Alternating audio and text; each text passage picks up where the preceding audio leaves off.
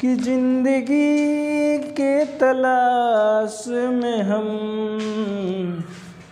मौत के कितने पास आ गए। जब ये सोचा तो घबरा गए, आ गए हम कहाँ आ गए। चलिए, आप सबका स्वागत है आपके अपने channel KD chemistry and KD competition classes में। बिकॉज ये ऐसा टॉपिक है जो दोनों चैनलों पे जाने वाला है, तो इसी कारण इस टॉपिक में, इस वीडियो में, इस क्लास में हमने इस दोनों क्लास अपने जो यूट्यूब हमारा चैनल है उसका नाम ले लिया है। तो अगर आप एक चैनल पर देख रहे हैं तो दूसरे चैनल का भी थोड़ा सा ख्याल करें, और अगर उस पर देख रहे हैं तो इसका भी थोड़ा सा ख्याल करें। नमस्कार दोस्तों, आप सबका स्वागत है।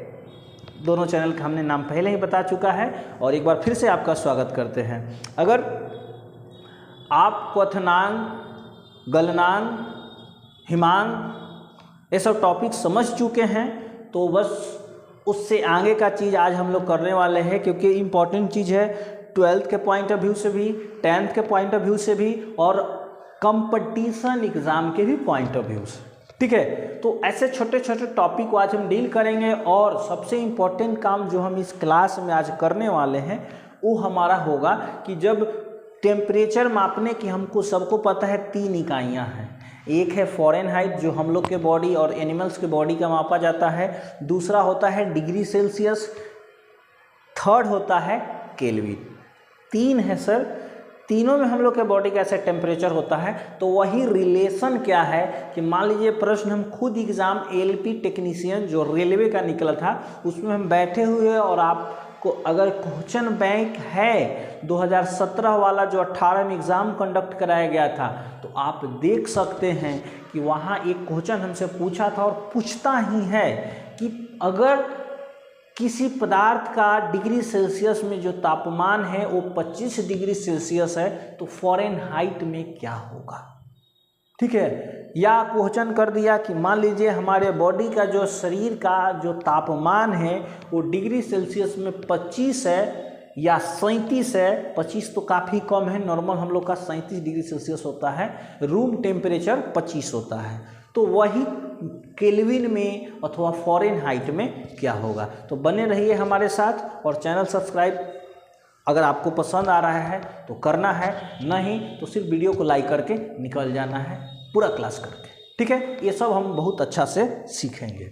चलिए, तो सबसे पहले तो हमारा आज का टॉपिक होगा वो होगा सर क्या, क्वथनांक, बॉइलिंग पॉइंट, क्वथनांक, boiling points. What do you mean by boiling points? क्वथनांक से आप क्या समझते हैं? तो देखिए, क्वथनांक किसी भी द्रव के लिए एक फिक्स पॉइंट होता है, फिक्स वैल्यू होता है, बोल सकते हैं एक निश्चित मान होता है। जैसे कि आप कहीं ना कहीं सुने होंगे, अगर पढ़े होंगे तो, कि जल जो है वो 100 डिग्री सेल्सियस पर उबलता है। तो हम कह सकते हैं कि जल का जो क्वथनांक होता है, जल का जो क्वथनांक होता है वो कितना होता है, 100 डिग्री सेल्सियस। जल का क्वथनांक कितना होता है, 100 डिग्री सेल्सियस। ठीक है, तो आज हम लोग निकालेंगे कि अगर मान लीजिए जल का क्वथनांक डिग्री सेल्सियस में 100 है तो फ़ारेनहाइट में कितना होगा, तो केल्विन में कितना होगा।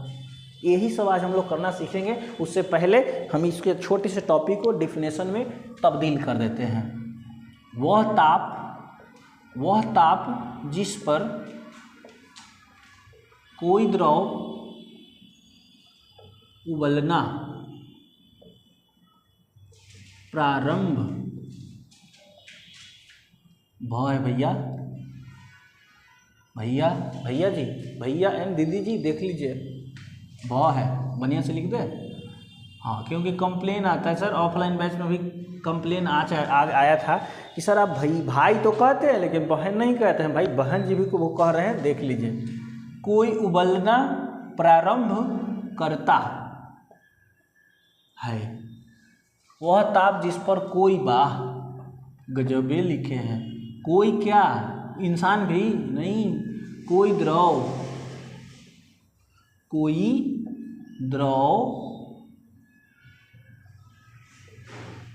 उबलना प्रारंभ करता है उसे उस द्रव का क्वथनांक कहते हैं। ठीक है, कोई भी द्रव, दूध हो, पानी हो, तेल हो, अल्कोहल हो, कोई भी द्रव जिस टेम्परेचर पर उबलेगा वह उस द्रव का क्या कहलाएगा? क्वथनांक कहलाएगा। क्या कहलाएगा?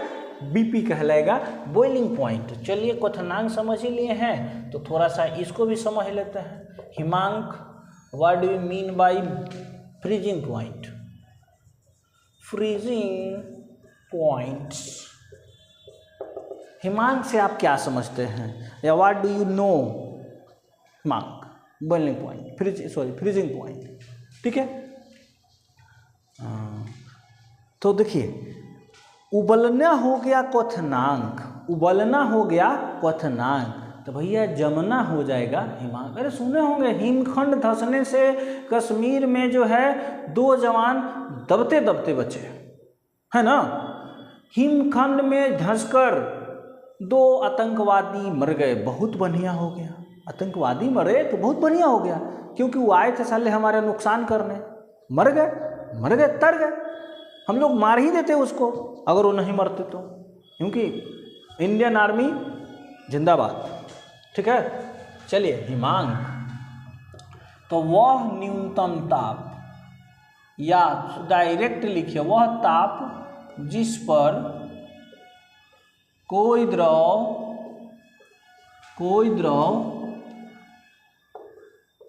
ठोस अवस्था में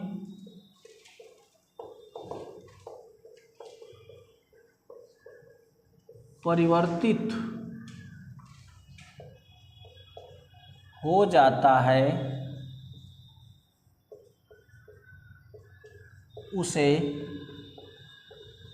उस द्रव का हिमांक कहते हैं। ठीक है, उबलना स्टार्ट कर दिया द्रव, क्वथनांक, जम गया हिमांक। अरे कितना सरल चीज़ है यार। कभी कभी चीज़ें लंबी नहीं होती, हम सोच सोच कर उसको लंबा कर देते हैं, है ना। मान लीजिए खाना बना हुआ है, खाना है, भाई खाना है तो निकाल के खा। अब हमको दिया नहीं जा रहा है, हम नहीं खाएंगे तो मत खा, रह भूखल। अपना ही जब पेट में चूहा कूदेगा दौड़ल भागेगा। ठीक ना, बहुत सिंपल है। उबलना स्टार्ट, क्वथनांक जम गया, जमना शुरू हिमांक। ठीक है, हाँ देखिए इस पॉइंट को नोट किया जाए मिलोट, दोनों एक एग्जाम्पल के तौर पर यहाँ लिख देते रहे हैं इसको, जो यहाँ लिखे थे। जैसे जल का क्वथनांक कितना होता है? 100 डिग्री सेल्सियस। एंड जल का बात चल रहा है तो जल कहीं लिख लीजिए कि जल का गलनांक है, जल गलेगा, गलता ठोस है ना, हिमांक, जल का हिमांक बराबर 0 डिग्री सेल्सियस। तो याद करिए जल जो है 100 डिग्री सेल्सियस पर उबलता है, जबकि जल जो है 0 डिग्री सेल्सियस पर जमता है। अगर आप सिंपल देखते होंगे घर पे अपने, तो द्रव को उबालना है तो गैस चूल्हा पर रख दीजिए, और द्रव को जमाना है तो फ्रीजर में रख दीजिए अथवा फ्रिज में रख दीजिए, है ना। यही बात है ना। तो चलिए आज का जो हमारा इम्पोर्टेंट टॉपिक है जो सीखना है वो ये है कि रिलेशन क्या है। रिलेशन बिटवीन डिफरेंट यूनिट्स कर लो ऑफ टेम्परेचर, तापमान के जो विभिन्न इकाइयां हैं उनमें क्या संबंध है, उनके बीच क्या संबंध है, यही आज का हमारा इम्पोर्टेंट टॉपिक है और यही हम सीखेंगे कि ये आपको आता है। उबल गया क्वथनांक, जम गया हिमांक। तो देखिए first relation in degree Fahrenheit या फ़ारेनहाइट डिग्री बराबर 9/5 इंटू डिग्री सेल्सियस प्लस 32। ये पहला रिलेशन है, ये पहला रिलेशन है कि अगर वैल्यू डिग्री सेल्सियस में हो तो केले फ़ारेनहाइट में लाने के लिए क्या करना है, तो ये करेंगे। अगर वैल्यू फ़ारेनहाइट में हो तो डिग्री सेल्सियस में लाने के लिए ये करेंगे। क्यों? क्योंकि डिग्री सेल्सियस से केल्विन में लाना इतना ही है। सच में देखो, दूसरा रिलेशन है कि अगर वैल्यू डिग्री सेल्सियस में हो तो केल्विन में लाने के लिए, वैल्यू अगर किस में हो, डिग्री सेल्सियस में हो, तो केल्विन में लाने के लिए डिग्री सेल्सियस जितना भी है उसमें 273 जोड़ दीजिए। अगर वैल्यू किस में हो, डिग्री सेल्सियस में हो, हमको लाना हो केल्विन में, तो उसमें 273 केल्विन आप ऐड कर देंगे तो वो बन जाएगा। तो हम ज़्यादा आपका दिमाग नहीं खाएंगे, आपका ज़्यादा भेजा खराब हम नहीं करेंगे।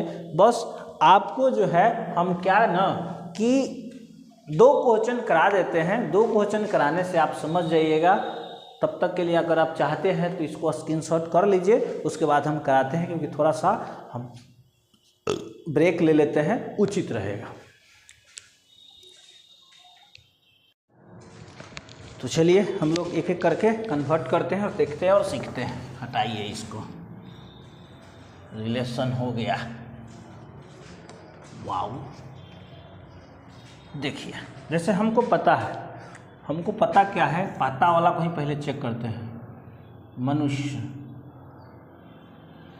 के शरीर का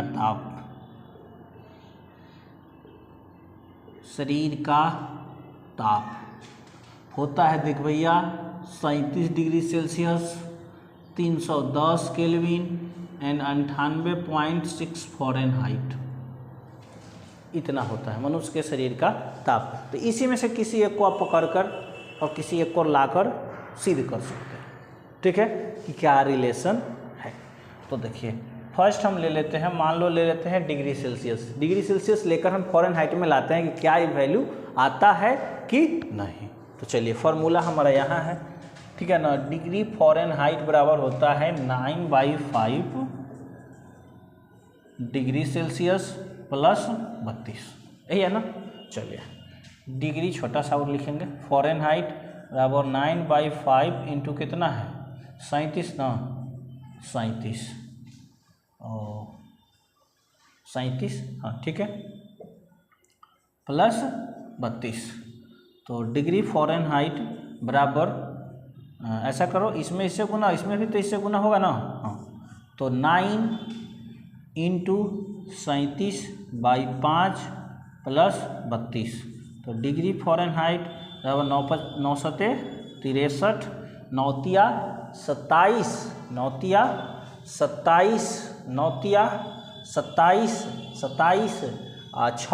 27 कितना जी, तो 33/5 प्लस 32। डिग्री फ़ारेनहाइट बराबर, या तो एजा भागा दे दिए या गुना करके जोड़ के भागा दे दिए, तो बढ़िया है कि एजा भागा दे देते हैं।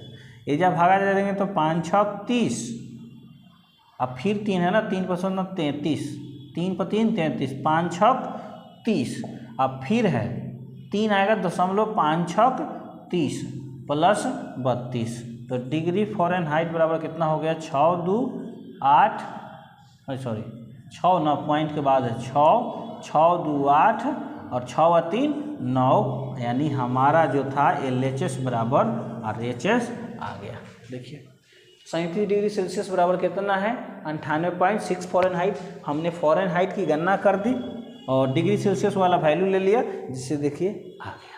अगर दूसरा फार्मूला को आप चेक करना चाहें, यानी कि जब वैल्यू डिग्री सेल्सियस में हो तो केल्विन में लाने के लिए, तो दूसरा भी आप चेक कर सकते हैं। यहाँ पे कितना है, तो केल्विन हमको लाना है और है कितना 37 डिग्री सेल्सियस, 37 डिग्री सेल्सियस है, 37 डिग्री सेल्सियस है। देखिए केल्विन लाने के लिए क्या करते हैं, तो 273 जोड़ देते हैं, प्लस 273 केल्विन। जैसे जोड़ेंगे डिग्री सेल्सियस का वैल्यू खत्म, क्योंकि देखिए जोड़े थे तो ये खत्म हो गया था ना, तो जोड़ दीजिए 7 3 10 के 0 के तो रहेगा ही, हाथ में 1, 7 3 10 1 11 के 0, हाथ में 1 2 1 3, तो ये भी देखिए हमारा 310 केल्विन था, 310 केल्विन आ गया।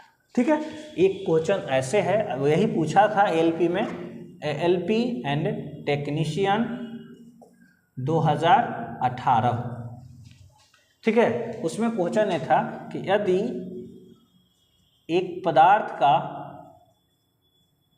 डिग्री सेल्सियस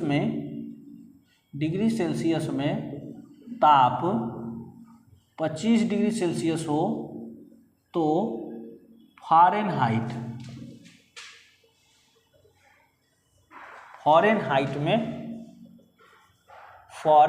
में कितना होगा। यानी डिग्री सेल्सियस में दिए हुए था और हमसे फ़ारेनहाइट में पूछ रहा था और 4 गो सुनहरा ऑप्शन दे रहा था, लेकिन चारों ऑप्शन एक दूसरे के आसपास थे। सो तुक्का भी काम नहीं करेगा, आपको बनाना पड़ेगा और बनाने के लिए ज़्यादा मेहनत नहीं है। ये फॉर्मूला आपको याद है तो आप बना सकते हैं किसी भी क्वेश्चन को। ये 25 का बात है, 500 का बात क्यों ना हो, है ना। तो देखिए कितना सरल से हम लोग बना लेंगे। हमको पुनः डिग्री फ़ारेनहाइट ही पूछ रहा है, बराबर फार्मूला है 9/5 इंटू 25 डिग्री सेल्सियस, 25 प्लस 32। देखिए 5 से काट दीजिए, 5 बचे 25, तो 9 बचे 45, अब 45 प्लस 32 जोड़ दीजिए, 5 2 7, 4 3 7, यानी 77 डिग्री फ़ारेनहाइट इसका सूटेबल आंसर हो जाएगा। अगर यही क्वेश्चन केल्विन में करना है तो कोई दिक्कत नहीं है। ये भी बताए ना, 25 प्लस 273 बराबर 298 केल्विन। और आपके जानकारी के लिए बता दें कि कमरे का जो ताप होता है, नोट करके यहाँ नोट कर लेंगे,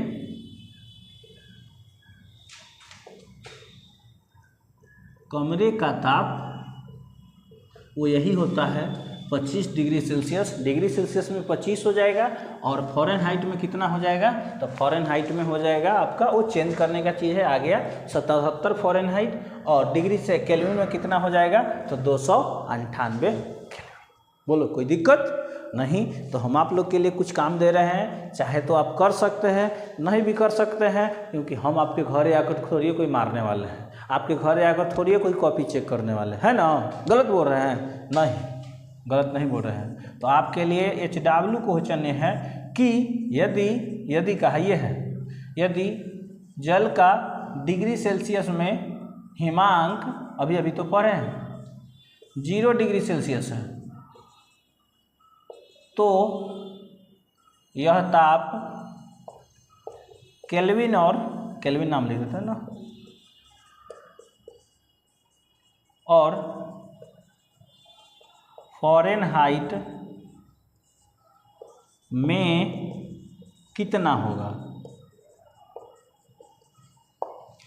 मतलब कहने का अर्थ है सर कि इसका जो हिमांक है, यानी जमने का जो जल का है, सबको पता है 0 डिग्री सेल्सियस होता है। तो वही ताप को अगर हमसे फ़ारेनहाइट में पूछ दिया कि जल कितने फ़ारेनहाइट पर जमेगा, जल कितना केल्विन पर जमेगा, तो हमको बताना है।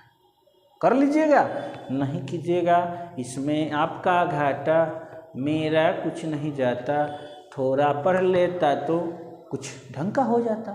जैसे हमसे बेहतर कौन जान सकता है।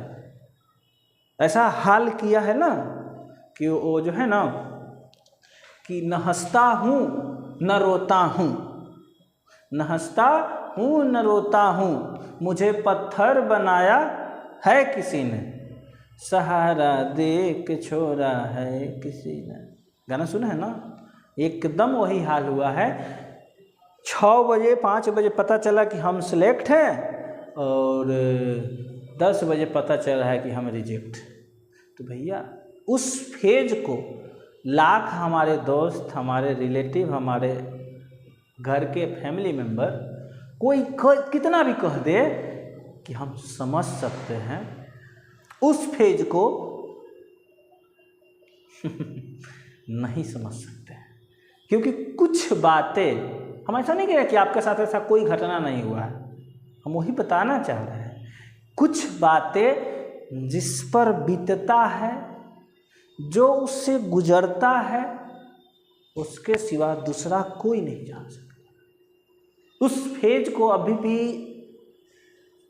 दिमाग में जब रियलाइज करते हैं तो मतलब शौक हो जाते हैं। भाई कोई बड़ा पोस्ट नहीं था, वो अलग बात है, लेकिन होता है ना कि किसी भी चीज़ के लिए एक्सपेक्टेशंस हो जाता है ना, तो एक्सपेक्टेशन जब टूटता है तो बहुत ज़्यादा तकलीफ होता है। और हम बोले ना कि उस फेज को अभी भी फील करते हैं लोग, हमारे दोस्त हैं जो बोलते हैं कि भाई समझ सकते हैं, समझ नहीं सकता है वो हम ही समझ सकते हैं, या और हमारे साथी जो उस डेट में इस समस्या से जूझ रहे थे, जो अपने पेरेंट्स को बोल दिए, दोस्तों को बोल दिए कि हाँ हाँ हो गया, सब कुछ हो गया, अब खाली ये काम बाकी है, उसके बाद और उसके बाद 3-4 घंटा के बाद पता चला कि आप जीरो जहाँ से शुरू किए थे ना वही हैं।